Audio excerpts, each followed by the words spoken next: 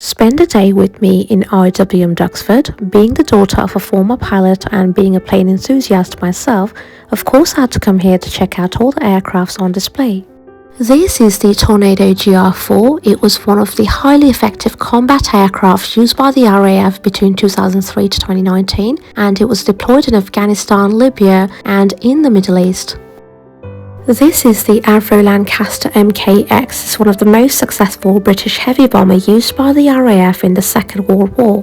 Lancaster dropped a greater weight of bombs than any other aircraft in the strategic bombing campaign against Germany, and it was the most famous for the Dam Busters raid of May 1943. It was infamous for long-range night bombing, and it was capable of carrying heavy bomb loads and defensive gun turrets.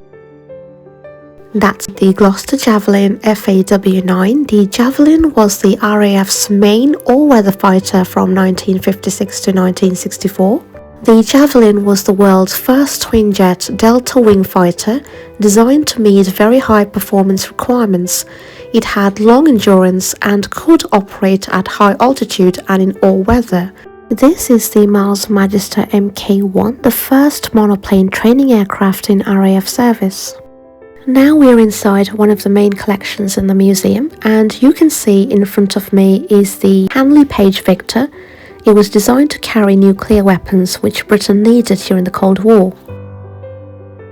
This is the Westland Lynx AH-7. It has served in many frontline operations and in nearly every British Army combat theatre since 1979, including Northern Ireland and Iraq, and they are still serving with British forces in Afghanistan.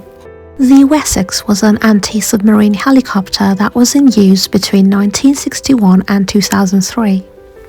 Talking about anti-submarine helicopters, this in front of me is the Whirlwind, which was Britain's first anti-submarine helicopter. It was used for transport and reconnaissance roles.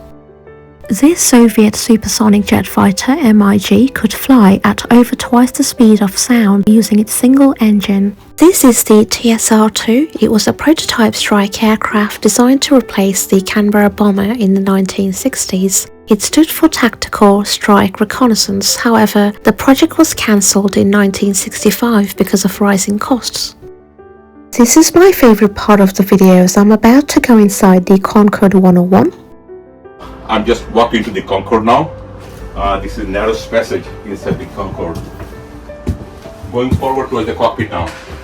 The inside of the Concorde 101 is quite interesting because, as you can see, it's not laid out like a passenger airliner at all. Unlike the later passenger configured Concordes, the 101 was fitted with extra instrumentation and equipment for test programs rather than seating for airline customers. As a pre-production development aircraft, its interior reflects its role as a flying laboratory rather than a luxury transport.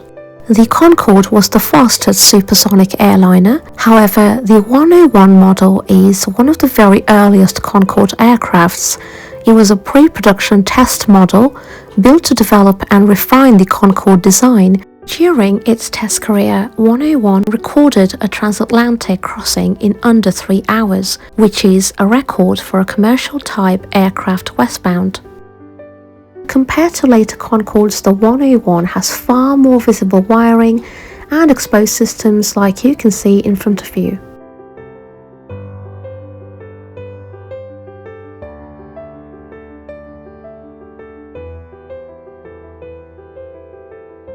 One of the most striking features inside the Concorde 101 is the amount of test equipment. So you can see the large racks of analog gauges, oscilloscopes, data recorders, switch panels and wiring looms. So all these equipment was to collect vast amounts of flight test data, and much of this equipment monitored the aerodynamics at supersonic speed. It also monitored the engine performance, the structural heating. It also monitored the control system behavior.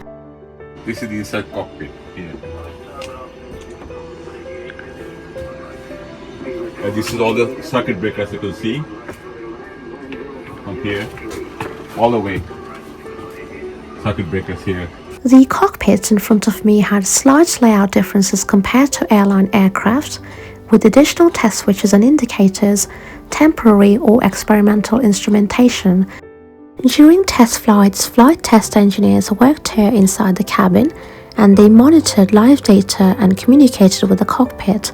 You can see their desks, instrument panels and headset connections. So this is very different from production Concords, which only carried flight crew and passengers.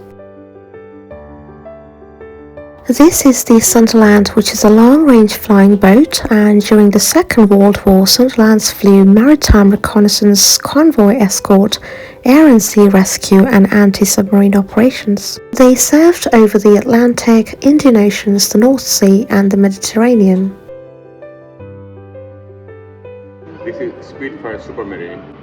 This served Britain during Second World War. This is the British First World War two-seat reconnaissance aircraft and light bomber, known as the Royal Aircraft Factory, which was also used to defend the UK from attacks by German airships and bombers. This is the RE-8, the First World War two-seat reconnaissance and artillery spotting aircraft, which at the Battle of Messines it destroyed 72 German artillery batteries.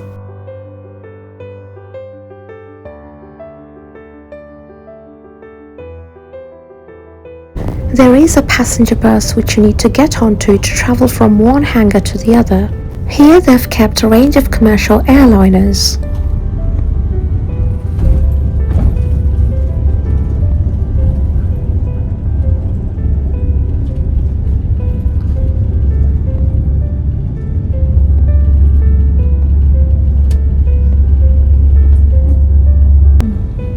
Now we are entering the American Museum.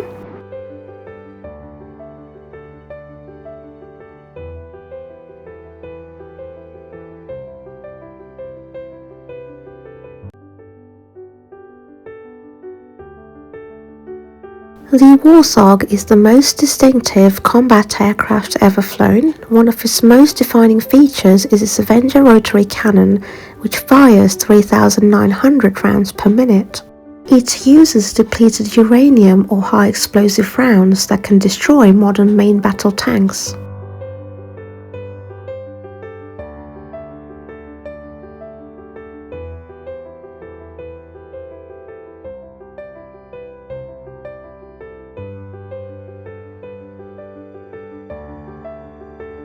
The Lockheed SR-71 Blackbird is one of the most extraordinary aircraft ever built. It's designed to fly faster and higher than any air defense system could ever intercept. It can reach an astonishing 85,000 feet at more than 2,100 miles per hour. With more than 85% of its body made with titanium, it made it even more undetectable at extreme heights. Therefore, no SR-71 Blackbird was ever shot down despite hundreds of missile launches against it.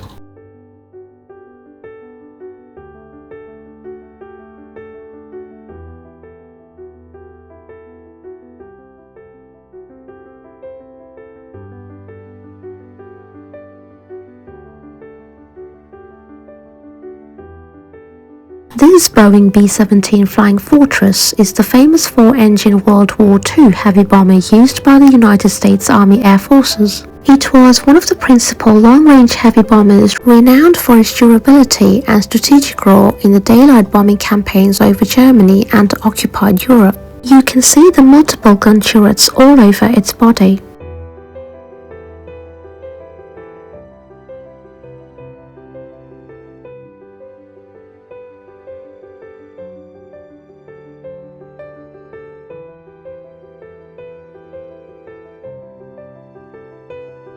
Alongside the big aircraft, we also saw hundreds of smaller artifacts that give insight into the human side of the aviation history. There was equipment and uniforms worn by the airmen and support crews, and we also saw personal keepsakes, photographs, letters and diaries reflecting the day-to-day life and combat experiences. At the end of the tour, I went to the shop area to get something for myself, and these miniature aircrafts caught my eye. And of course, I had to get myself my favourite Lockheed SR-71 Blackbird. That marks the end of my trip to the museum, and I thoroughly enjoyed exploring all the aircrafts, and I'll definitely come back here next time to see their entire collection. I hope you liked watching this video. Take care, bye bye.